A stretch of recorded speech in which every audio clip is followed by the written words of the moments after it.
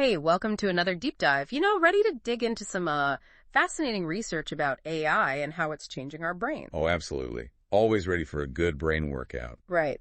And this one, well, it really got me thinking. It's this article you shared with us. AI Tools in Society, Impacts on Cognitive Offloading and the Future of Critical Thinking. Yeah, that one is a real eye-opener. It is. So for our listeners, it looked at 666 people over in the UK, and not just one age group or anything. All kinds of folks from all walks of life, all ages, all professions. So it gives us a pretty good look at how AI is playing out in everyday life. Exactly. One of the things that really jumped out at me was this idea of cognitive offloading. Ah, yes. Like, are we letting AI do the thinking for us? Essentially, yeah. And, the research found a connection, a link between using AI a lot and lower scores when it comes to critical thinking. And that's a bit alarming, don't you think? Well, it certainly makes you think, doesn't it? It does. You grew up with smartphones were already a thing, right? Oh, yeah. Absolutely. Instant information, GPS, spell check, all that AI stuff. All those things that make life so much easier. Easier, yes. But are we maybe getting a little too comfortable letting technology do all the heavy lifting? That's a good question. Yeah. It's what the research is getting at, for sure. Yeah. The more we depend on AI to remember things, analyze stuff, you even make choices for us, the less we're using those mental muscles ourselves. Oh, totally. Like, I can barely remember phone numbers these days. My phone does it all for me. Right. It's like, if you always used a calculator, you might actually forget how to do basic math in your head. But thinking about it on a larger scale, like, our ability to think things through, solve problems, be critical, that's important, right? It's absolutely crucial. So then there's that whole generation thing the study found. Oh, yes. The generational divide. So younger people between 17 and 25, they relied way more on AI. Much more. And their critical thinking scores lower compared to, say, the 46 and up crowd. A noticeable difference, yeah.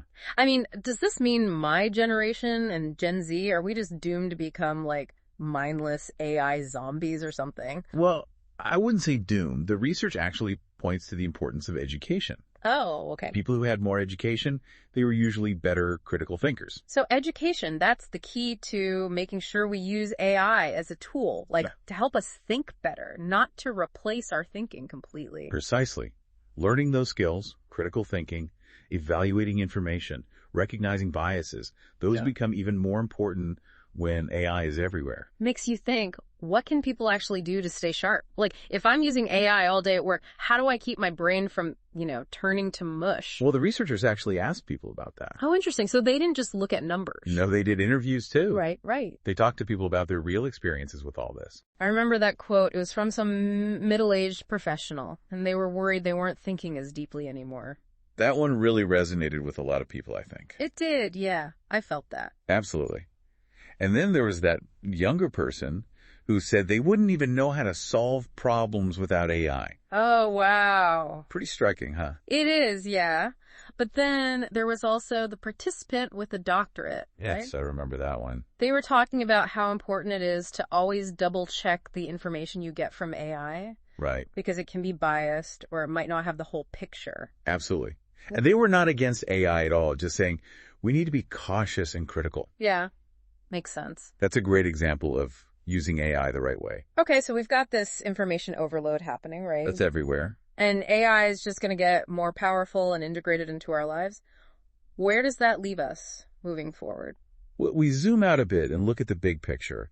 It could really change how we learn, how we work, even how we participate in a democracy. That's a big deal. It really is. This isn't just about our own individual brains. It's about the future of society as a whole. Okay, so we've talked about the possible downsides. But before we all panic and imagine a world run by AI, are there any good things to come out of this? Oh, absolutely. The research does talk about ways we can minimize the risks. And it all comes back to, you guessed it, awareness and education. We'll have to dive into that more. The study also digs into how AI might be changing the way our brains actually work. Oh, okay. And one area they looked at, which I thought was really interesting, was memory. Like, we have all these amazing AI tools now, like search engines, virtual assistants, all that. Yeah, information is right there at our fingertips. Exactly. So why bother remembering something when you can just, Google it in 2 seconds? It's true. I do that all the time. But is that, I don't know, is that bad for us in some way? That's what the researchers wanted to find out. They found that, well, when AI is so readily available, we might be relying less on our own memory and more on what they call the Google effect. Google effect. Okay, now I need you to explain that one. Basically, instead of storing information in our brains, we're becoming experts at remembering where to find that information. We're outsourcing our memory to the cloud. Exactly. We're like, oh, I don't need to remember that historical fact. I just need to remember that I can find it on Wikipedia. Right. But while that's like super efficient, it makes you wonder what it does to our brains in the long run. Yeah, what happens if we get too used to relying on those external sources for information? Does the research say anything about, like, if we'll just completely lose the ability to remember things at some point? It doesn't really go that far, Yeah. but it does highlight this shift in how we're using our memory. And it's not just memory that's being affected. The research also looked at how AI is influencing our attention spans. Oh, man, I feel like I have the attention span of a goldfish these days. Is that AI's fault? Well, it's a bit more complicated than that. AI can both help and hinder our ability to focus. Okay. Think about like spam filters or personalized news feeds. Yeah. They use AI to filter out all the irrelevant stuff and show you what's supposedly important. So AI can actually help us focus. In a way, yes. It can cut through the noise and save us mental energy. Yeah. But on the flip side, we are constantly bombarded with notifications and updates and distractions from all these AI-powered devices. Seriously, it's like my phone is designed to interrupt me every 5 minutes. Right. And all that can make it really tough to actually concentrate and engage in deep, sustained thinking. And that's the kind of thinking you need for, like, critical thinking and problem solving. Exactly. Yeah. You need to be able to really focus. And speaking of problem solving, that's another area where AI is having a huge impact. Oh, absolutely. AI is increasingly used to automate, problem solving and decision making. Think about fields like medicine, finance, engineering. AI systems can go through mountains of data, find patterns, and make recommendations. Yeah, which can be incredibly helpful. Like you said, it can speed things up, reduce human error, help us make more informed decisions. But I imagine there's a potential downside here, too. There is. The concern is that if we let AI solve all our problems for us, we might lose the ability to solve problems ourselves.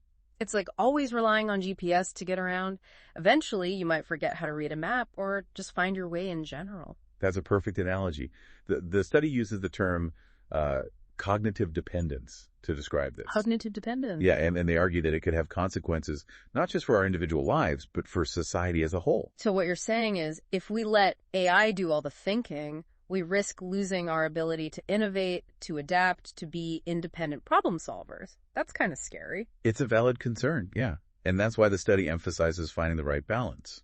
We need to use AI, sure, but we also have to make sure we're not losing our own cognitive skills in the process. We need AI to be a tool, not a crutch. Right. Yeah. Exactly. The researchers included some really powerful quotes from those interviews to illustrate this. Oh, yeah. One young person said, "I rely on AI so much, I honestly don't think I'd know how to solve some problems without it." Wow. That's pretty honest and kind of worrying at the same time. It is, and it shows why education and awareness are so important.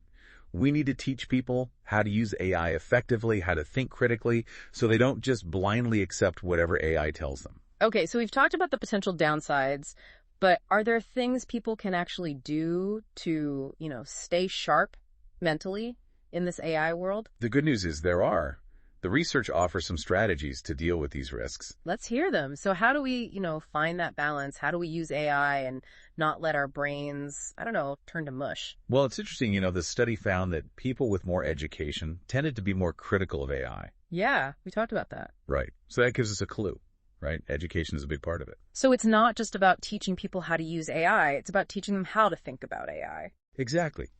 We need to teach people to be a little skeptical, encourage them to, question what AI tells them, look for biases, think about things from different angles. Don't just take it all at face value. Exactly. It's like when you read a news article, you don't just believe everything it says. Yeah. Right? You think about the source, you look for evidence, you consider other perspectives. We need to do the same thing with information from AI. Right. Don't just blindly trust the algorithm. And along with that critical thinking, this study also talks about something they call deep thinking activities. Deep thinking activities. Okay, what's that all about? Well, it's things that really make you focus. Things that require analysis, problem solving. Okay, so like what? Give me some examples. Think about reading something complex, having a deep conversation, working on a challenging puzzle, things that really engage your brain. So even if I'm using AI all day at work, I should still make time to read a book, have a good conversation, maybe do a Sudoku puzzle. Exactly. It's like exercise for your brain, right? Yeah. You're actively working those cognitive muscles, keeping them in shape. I like that, like a brain gym. So it's not all on individuals though, right? The study talks about the bigger picture. Absolutely. If we want a future where AI is helping us, not hurting us, we need to think about this on a societal level. Okay, so what can we do? Well, think about promoting digital literacy in schools, right? Yeah, starting young. Exactly. And encouraging responsible AI development where transparency is a priority. Makes sense. And just having more conversations as a society about the ethics of AI. It sounds like it's going to take all of us working together. It does. It's a shared responsibility. This research, it's a reminder that the AI revolution isn't just about technology. It's about how we adapt as humans. This whole deep dive has really made me think AI is an amazing tool, but it's up to us to use it the right way. Couldn't have said it better myself. And that brings us to our final thought to ponder for all of you listening out there. Hit us with it. The study focused on individuals. But imagine these cognitive shifts happening on a much larger scale, in companies, organizations, even whole countries. Wow, that's a scary thought. Right. If everybody starts relying too much on AI, what happens to decision-making, innovation, even things like democracy? It's a big question. It is. And it's one we all need to be thinking about.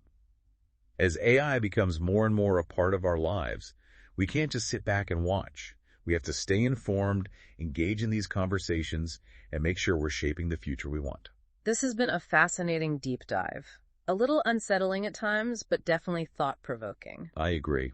It's a good reminder that we need to stay engaged, keep our minds sharp, and make sure AI is a force for good in the world. Well said. Thanks for joining me on this deep dive. It's been a pleasure. Always happy to chat about these important topics. Until next time, everyone, stay curious,